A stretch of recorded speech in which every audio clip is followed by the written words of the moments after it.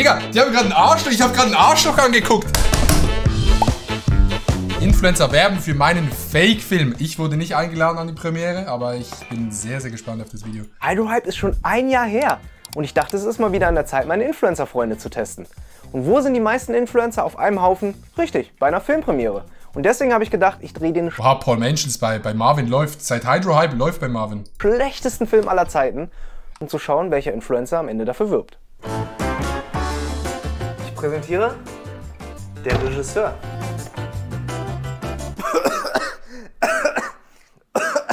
So, können wir anfangen? Boah, kannst du die Zigarre ausmachen, bitte? Warum denn? Es stinkt hier drin. Das gehört zum Vibe dazu.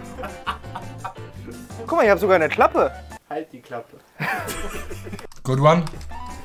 Oh Gott, ey. Also dreht mir ein Film mit der Klappe, dann kann ja der Film nur Klappe. Gehen wir heute Abend in der Stadt Klappe. Wir sind jetzt vor einer gruseligen Hütte. Ich glaube, wir müssen ein bisschen mehr Waldfeeling hinbekommen. Wir müssen mal ein paar Tiere nachvertonen. Halt mal bitte das Mikro in die Mitte und jeder macht mal ein Tier. Miau. Ich kann auch Tiere, Chat. Und zwar kann ich sehr gut eine Henne. Schließt mal alle eure Augen, Chat. Schließt mal alle eure Augen und denkt wirklich, ihr seid auf dem Bauernhof.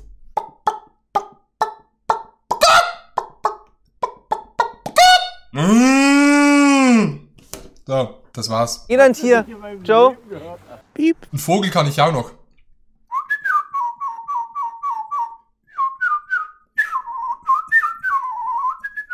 Hat noch jemand ein Tier? Was? Noch ein Fisch. Wer weiß, wie ein Fisch macht? Jetzt kommen die Tiere, die es in den Film geschafft haben.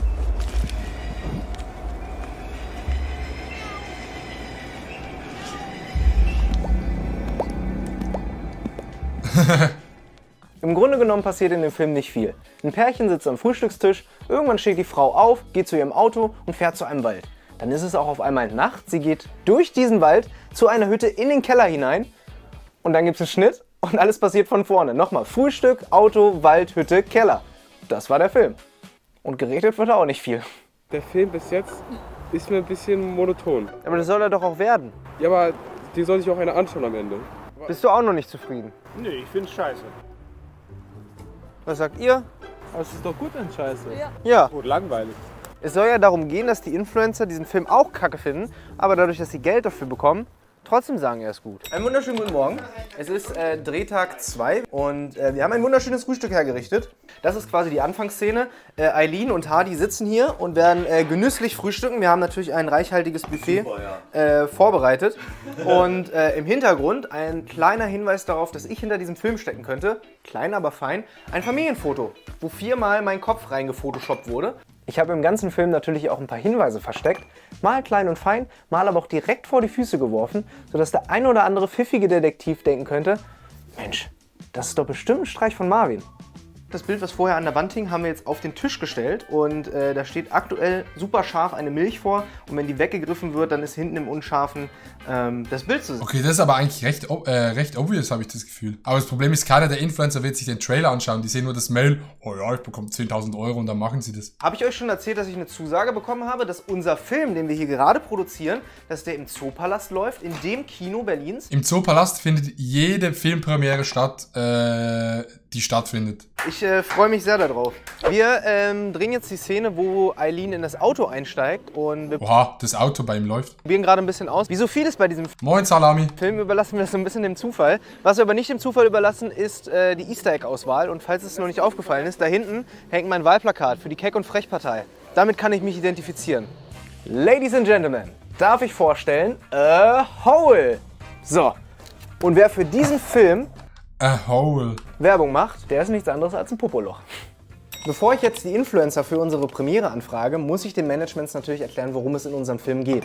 Und ein kleiner Blick auf das Filmplakat lässt schon einiges vermuten. Auf den ersten Blick nichts Ungewöhnliches. Eine Person in einem gruseligen Wald, Ist actually gut gemacht. ein bisschen Nebel darum und Scary Pictures, ein Film von Scary Pictures. wenn man jetzt aber mal genauer hinschaut, könnte man erkennen, dass dieses blaue Energiefeld ursprünglich mal was anderes war. Okay, warte, ich stell mal um. Denn das Ganze Weil das darf man auf Twitch nicht zeigen. Jetzt seht ihr mein Face, wie ich auf das reacte.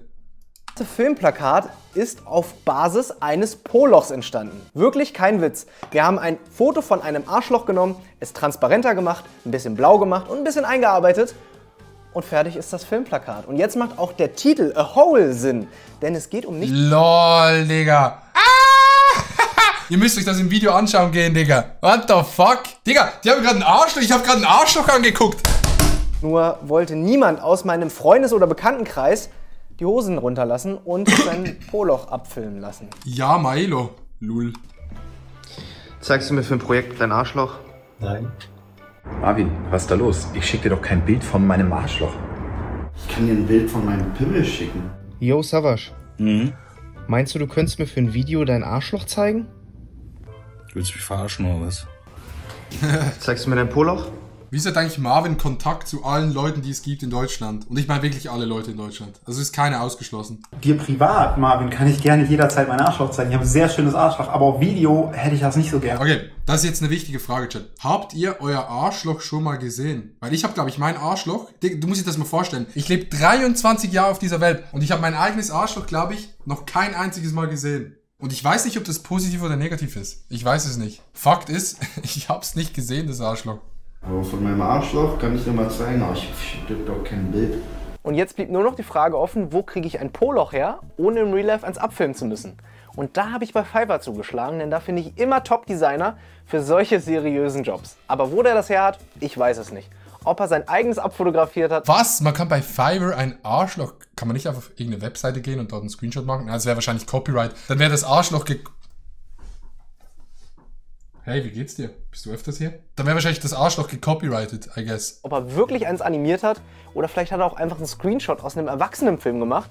Keine Ahnung. Aber ich hatte mein Poloch. Egal, wie dem auch sei, musste ich natürlich auch mit Worten dem Management erklären, worum es in diesem Film geht. Und nichts leichter als das. Ich als gelernter Journalist weiß, wie ich billige Stories toll verkaufen kann, sodass es einfach nach mehr klingt, als es ist. Und deswegen habe ich folgenden Text geschrieben. A Hole 2023 in den Kinos. In stilistischen Bildern, die voller magischem Realismus wirken, sehen wir die Jagd vom unaufhaltsamen Hole. Und es ist nicht nur das Ende des Films, sondern das Ende allen Seins. So oder so ähnlich beschreiben alle Arthouse-Produzenten ihre Filme, Ist aber gut gemacht. in denen es um einfach nichts geht und am Ende Ja, nee, Digga, aber das ist ja krass, wenn der Managements anschreibt, dann muss er auch eine Webseite haben für eine Agentur, die seriös aussieht und das alles designt. Ja, das ist richtig viel Aufwand. man hineininterpretieren, worum es geht. Und das sollen die Influencer auch hier machen. Erkennen sie das Poloch am Ende des Films? Erkennen sie auf dem Plakat das Poloch? Wer weiß. Auf jeden Fall, das alles muss ich jetzt irgendwie so zusammenschreiben, dass ich die Influencer anfrage. Und dann bin ich mal gespannt, wer Werbung für meinen Poloch-Film macht. Der Film ist fertig, Haken dran, das Plakat ist fertig. Boah, ich bin jetzt gespannt, ob man jemanden kennt, der Werbung gemacht hat für den Film. Ich hoffe so sehr, dass jemand dabei ist, den man kennt. Und jetzt fehlen nur noch die Influencer ohne Gewissen. Und davon gibt es sicherlich eine Menge. Nichtsdestotrotz bin ich sehr, sehr gespannt, wer für unseren kleinen Blockbuster am Ende wirbt. Weil man findet dazu online absolut nichts. Also wirklich, nicht mal zum Regisseur, zu den Schauspielern, kein Trailer, nicht mal eine Website hat dieser Film. Zugegebenermaßen, es gibt da so ein kleines Instagram-Profil mit ein paar Fake-Followern, Likes und Kommentaren, aber nicht ansatzweise so professionell wie damals bei Hydrohype. Aber für das eine oder andere Management sollte das schon ausreichen. Digga. Es sind nicht mal 10 Minuten vergangen, seitdem ich meine Mails rausgeschickt habe. Das ist aber wirklich turboräudig. Und schon jetzt habe ich die erste Antwort von einem Management erhalten. Und die Antwort lautet ja. Sie schicken mir nicht nur ihre Influencerin zu unserem Event, sondern sie schicken mir nach der ersten Mail, nach 10 Minuten, alle Insights von ihrem Instagram-Profil, wie viele Leute sie dort erreicht, alle Preise für Instagram-Story, für Feed-Post, Live-Auftritt und so weiter.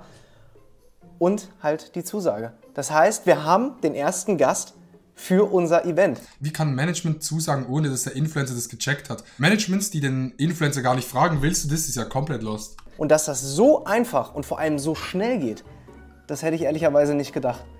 Ich bin ein bisschen stolz. Ich glaube, unser Film wird doch eines Tages noch ganz groß und läuft eventuell auf Arte oder gewinnt irgendeinen Film-Award oder kriegt sogar noch eine Millionenförderung von irgendeinem Bundesland, das irgendwelche Filme fördern muss. Ich glaube, wir können es noch ganz groß spinnen, dieses Projekt.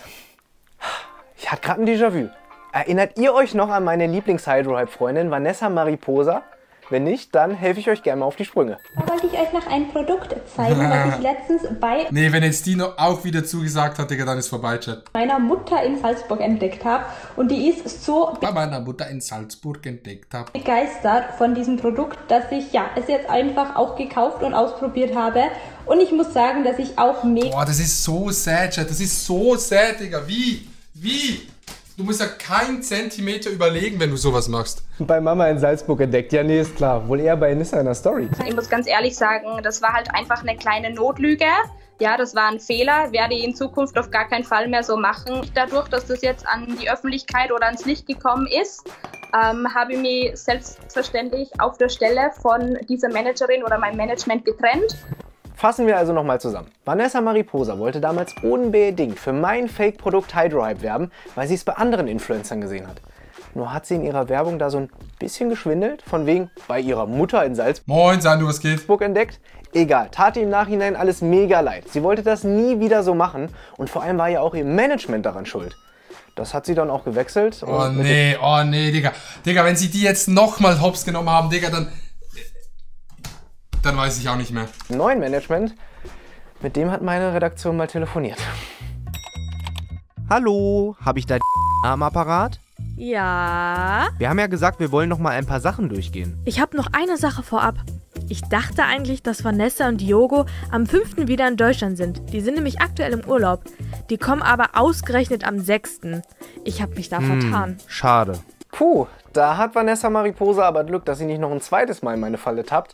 Aber ihr neues und vor allem seriöses Management, das hatte dann noch eine super Idee. Es wäre aber halt auch möglich, dass Vanessa irgendwie trotzdem posten kann. Ja, wunderbar. So nach dem Motto, ich wäre ja eigentlich da, aber weil ich ja doch im Urlaub bin. Das ist auch richtig, richtig cool. Dass sie da halt irgendwie eine Story für euch macht. Ja. Dann wäre das auf jeden Fall auch möglich. Dann habt ihr zwei direkt. Eine kommt, die andere Digga, das ist... Scheiße. macht es von unterwegs. Cool. Super. Danke. Danke. Bis Ciao. dann. Ciao. Wie sagt man so schön, was Hänschen nicht lernt, lernt Hans nimmermehr. Da hat mein Honig wohl gereicht, um den Bären in die Falle zu locken. Ich sag's euch, wir waren jetzt 2,5 Wochen hier. Und Nein. jetzt geht's wieder heim. Ich wäre auch heute eigentlich auf einem Event eingeladen. Oh nee, Digga. Das kann man sich nicht ausdenken. Wäre heute auf einem Event in Berlin gewesen. @ale_hole.movie. Schon nur der Instagram-Name ist so unglaublich hässlich. Gewesen in Berlin. Das musste ich aber leider absagen. Und zwar geht es auf dem Event um ein Screening von einem Film, der nächstes Jahr in die Kinos kommt. Ich habe den Film schon vor... Vanessa Mariposa. 527.000. Ja, aber bei der läuft nicht mehr, Digga. Bei der läuft gar nicht mehr. 1.500 Likes bei 500.000 Followern. Uff. allen anderen angeschaut und muss sagen, ich bin richtig begeistert. Das ist ein Arthouse-Thriller, der auf jeden Fall... Wer folgt solchen Menschen und wer glaubt solchen Menschen noch so Stuff? Außer die Mutter von Maelo. ...ausgelöst hat, der mich sehr zum Nachdenken angeregt hat. Der Film heißt A Hole. Ich verlinke euch auch gern mal die Instagram-Page. Ich sage euch mal, was mich zum Nachdenken gebracht hat. Vanessa Mariposa bewirbt meinen Film. Und stellen wir uns jetzt mal vor, das wäre ein echter Film. Und ich will wirklich, dass... Warum sollte es bei ihr noch laufen, wenn man so fake ist? Ja, ich meine mehr, wieso schauen das Leute noch? Leute dafür ins Kino kommen. Und jetzt denkt Vanessa Mariposa allen Ernstes, es wäre eine super Idee, die Story neben einer Autobahn aufzunehmen? Also ich verstehe nur die Hälfte. Aber was ich verstehe ist, dass sie schwarz auf weiß lügt. Schon wieder. Denn sie behauptet allen Ernstes, den Film schon vor allen anderen gesehen zu haben und sagt auch noch, dass der mega gut ist. Aber sie kann den halt nicht gesehen haben, weil zu dem Zeitpunkt, wo Digga. Miese Zeiten. sie die Story gepostet hat, da war der noch nicht mal fertig geschnitten. Seht ihr einen Unterschied zwischen diesen beiden Texten? Nö, ich auch. Erklär deiner Community, worum es im Elo geht. Es ist ein Artist-Film demnächst, ja. Oh, Digga. Digga. Erstmal ein Placement buchen bei der. Den hat Vanessa Mariposa nämlich einfach lieblos aus meinem Pressetext in ihre Story reinkopiert. Aber wir müssen auch Verständnis mit der Frau haben, denn die ist im Urlaub und muss zwischen Maniküre und Pediküre noch über diese 14-spurige Autobahn laufen, wo sie eben ihre Story aufgenommen hat. Da hat sie halt die Story einfach schnell gepostet, Hauptsache der Urlaub ist bezahlt. Und als Kunde würde ich mir jetzt so denken, irgendwie nicht so das Gelbe vom Ei. Als Marvin denke ich mir aber so, Test nicht bestanden. Und schon wieder reingefallen. Schaut gern mal vorbei und schaut euch nächstes Jahr auf jeden Fall den Film an. Der ist wirklich absolut eine Empfehlung. Und Ja, vor allem, wieso sollte man Werbung für einen Film machen, der erst im nächsten Jahr rauskommt? Das gibt's nicht. Normalerweise ist immer die Premiere und dann kommt der Film so eine Woche später raus. ist einfach mega, mega nice. Also nächstes Jahr in die Kinos gehen. Mega, mega nice, der Film. Der Film wird zwar nie erscheinen, aber Vanessa, sei dir bewusst, dass ich vielleicht auch nächstes Jahr wieder auf deinem Profil vorbeischaue. Alle guten Dinge sind doch nur mal 3. Und wenn ihr euch jetzt zu Hause fragt, wie geht es mit A Hole weiter, hier ein kleiner Trailer. Die haben jetzt doch einen Rückzieher gemacht und das eine Woche bevor unser Event stattfindet. Aber was sind 1000 € im Vergleich dazu, dass es da draußen ein Management mehr gibt, das seinen Job richtig macht? Nur dann kam nochmal der Haustechniker vom Zoopalast vorbei und meinte, er muss den Film testen. Wir haben Hosts und Hostessen, die Influencer willkommen heißen. Wir haben Eventhelfer, die beim Auf- und Abbau mithelfen. Komparsen, die sich als Journalisten heute ausgeben. Komparsen, die sich als Fotografen ausgeben. Digga, das ist krass. Mit so riesen Kameras. Und unsere erste Influencerin, die hat direkt morgens am Schminktisch ihre Story gepostet. Ich gehe heute nämlich zum Screening vom Film A Hole. A Hole. A Hole. Sehr, sehr geil. Ich freue mich auf den zweiten Part. Küsse gehen raus an Marvin und Küsse gehen raus an Seox, Digga. Er hat das Video, glaube ich, geschnitten. Ihm ging es damals beim Crow-Konzert gar nicht gut. Hat nämlich ins Klo gekotzt. Küsse gehen raus. Sehr, sehr geiles Video. My heart just got stuck between these loops. Mama got